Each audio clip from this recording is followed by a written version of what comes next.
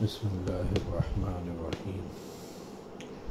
حضرت حذیفہ رضی اللہ تعالیٰ عنہ ارشاد فرماتے ہیں کہ نبی اکرم صلی اللہ علیہ وآلہ وسلم کو جب کوئی سخت امر پیش آتا تھا تو نماز کی طرف فوراً متوجہ ہوتے تھے۔ حضرت حذیفہ رضی اللہ تعالیٰ عنہ ارشاد فرماتے ہیں کہ نبی اکرم صلی اللہ علیہ وآلہ وسلم کو جب کوئی سخت امر پیش آتا تھا تو نماز کی طرف فوراً متوجہ ہوتے تھے۔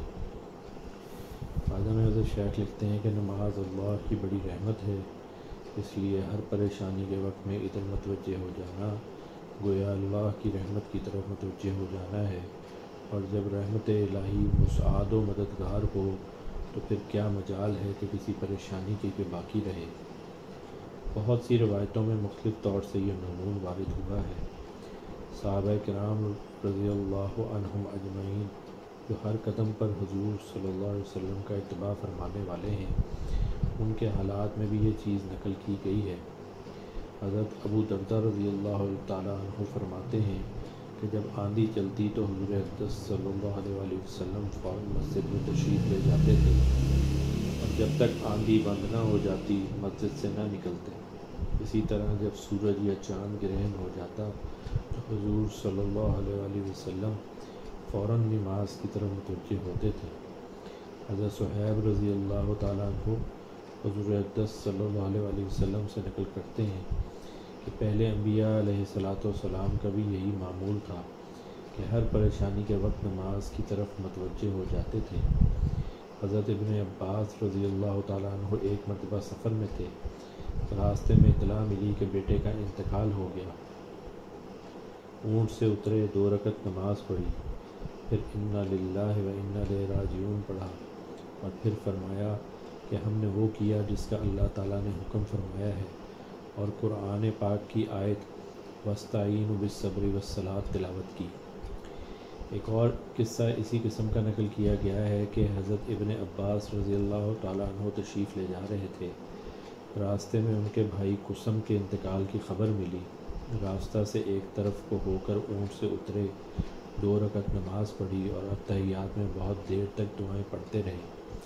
اس کے بعد اٹھے اور اونٹ پر سوار ہوئے اور قرآن پاک کی آیت وَاسْتَعِینُوا بِالصَّبْرِ وَالصَّلَاةِ تلاوت فرمائی، جس کا ترجمہ ہے اور مدد حاصل کرو صبر کے ساتھ اور نماز کے ساتھ، اور بے شک وہ نماز دشوار ضرور ہے مگر جن کے دلوں میں خشوع ہے ان پر کچھ دشوار نہیں۔ حضرت نظر رضی اللہ تعالیٰ عنہ کہتے ہیں کہ دن میں ایک مرتبہ سخت اندھیرا ہو گیا، میں دوڑا ہوا حضرت انس رضی اللہ تعالیٰ عنہ کی خدمت میں حاضر ہوا۔ میں نے دریافت کیا کہ حضور صلی اللہ علیہ وسلم کے زمانہ میں بھی کبھی ایسی نوبت آئی ہے؟ انہوں نے فرمایا کہ خدا کی پناہ، حضور صلی اللہ علیہ وسلم کے زمانہ میں تو ذرا بھی ہوا تیز چلتی تھی تو ہم سب مسجدوں کو دوڑ جاتے تھے کہ کہیں قیامت تو نہیں آ گئی۔ عبداللہ بن سلام رضی اللہ تعالیٰ عنہ کہتے ہیں کہ جب نبی اکرم صلی اللہ علیہ وآلہ وسلم کے گھر والوں پر کسی قسم کی تنگی پیش آتی تو ان کو نماز کا حکم فرمایا کرتے اور یہ آیت تلاوت فرماتے۔ ترجمہ: اپنے گھر والوں کو نماز کا حکم کرتے رہیے اور خود بھی اس کا اہتمام کیجیے۔ اب ہم آپ سے روزی کموانا نہیں چاہتے، روزی تو آپ کو ہم دیں گے۔ ایک حدیث میں ارشاد ہے کہ جس شخص کو کوئی بھی ضرورت پیش آئے، دینی ہو یا دنیاوی، اس کا تعلق مالک الملک سے ہو یا کسی آدمی سے،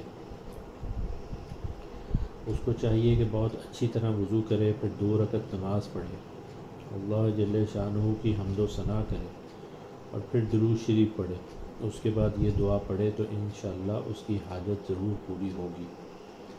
دعا یہ ہے: لا الہ الا اللہ الحلیم الکریم، سبحان اللہ رب العرش العظیم، الحمد للہ رب العالمین، اسألک موجبات رحمتک وعزائم مغفرتک والغنیمۃ من کل بر والسلامۃ من کل اسم، لا تدع لی ذنبا الا غفرتہ یا ارحم الراحمین، ولا ہما الا فرجتہ، ولا حاجة هي لك رضا الا قضيتها قضیتہا یا ارحم الراحمین۔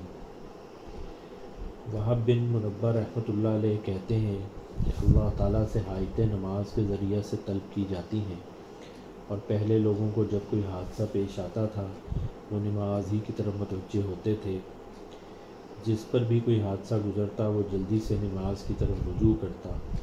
کہتے ہیں کوفہ میں ایک قلی تھا جس پر لوگوں کو بہت اعتماد تھا، امین ہونے کی وجہ سے تاجروں کا سامان روپیہ وغیرہ بھی لے جاتا۔ ایک مرتبہ وہ سفر میں جا رہا تھا، راستے میں ایک شخص اس کو ملا، پوچھا کہاں کا ارادہ ہے؟ قلی نے کہا فلاں شہر کا۔ وہ کہنے لگا مجھے بھی جانا ہے، میں پاؤں چل سکتا تو تیرے ساتھ ہی چلتا، کیا یہ ممکن ہے کہ 1 دینار کرائے پر مجھے خچر پر سوار کر لے؟ قلی نے اس کو منظور کر لیا، وہ سوار ہو گیا۔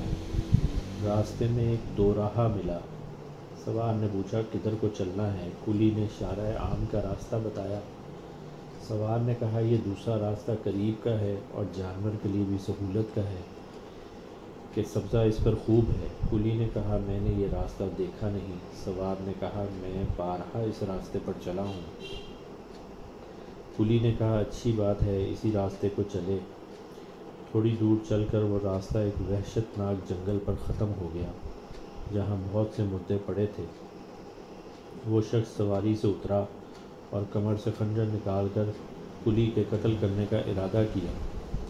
قلی نے کہا ایسا نہ کر، یہ خچر اور سامان سب کچھ لے لے، یہی تیرا مقصود ہے، مجھے قتل نہ کر۔ اس نے نہ مانا اور قسم کھا لی کہ پہلے تجھے ماروں گا پھر یہ سب کچھ لوں گا۔ اس نے بہت عاجزی کی مگر اس ظالم نے ایک بھی نہ مانی۔ قلی نے کہا اچھا مجھے 2 رکعت آخری نماز پڑھنے دے۔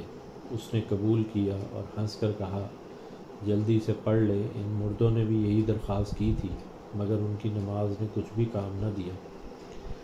اس قلی نے نماز شروع کی، الحمد شریف پڑھ کر سورت بھی یاد نہ آئی۔ ادھر وہ ظالم کھڑا تقاضا کر رہا تھا کہ جلدی ختم کر۔